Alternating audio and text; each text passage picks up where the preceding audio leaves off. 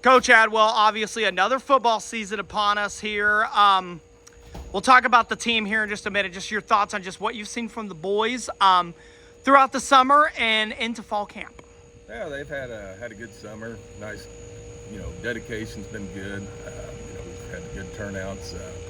All summer, and it goes back even to March. We start in March is when we start coming in early in the mornings, and I tell them every year, so I'm going to give you two months off, and that's usually January and February. So once we get through that, then they're mine again.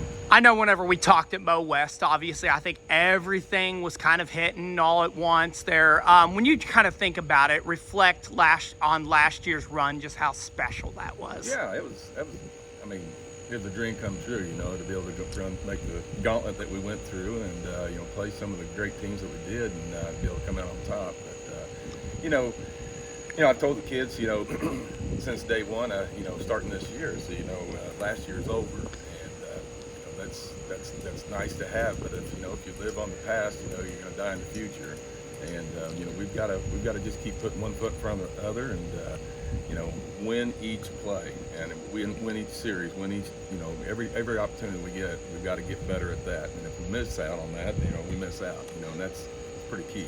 I know every single graduating class is special to you. Can you talk about just how special this 2027 class is? Yeah. Last year's group was wonderful. They did everything we asked them to do, and they had a good group with them here. This group here, there's 10 seniors, and that's big for us.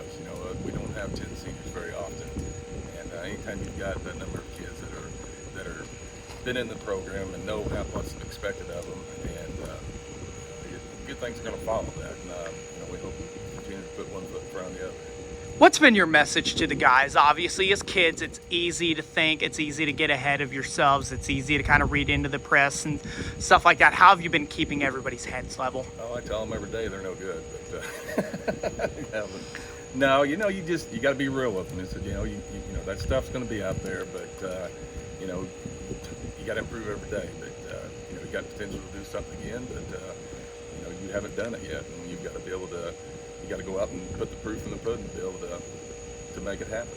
Some great returners you have. I want to talk about some of the kids that may not get their names called that much that you've been really impressed with so far during the summer and into fall camp here. Oh yeah, we've got Ethan Liniger. He's been a center for us for 3 years, 3-year starter. We're moving him to guard, and he's doing a fabulous job, and we feel like we've got a good 1-2 punch there on the right side with Ethan and Bo right next to each other.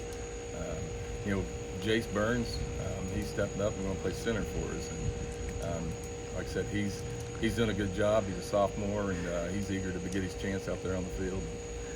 I remember telling you at the Mustangs game when I saw you back in June.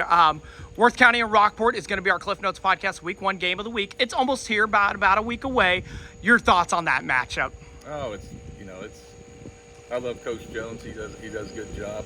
I think he was his first year in. I got to go to camp over there with him and kind of got to know him then a little more.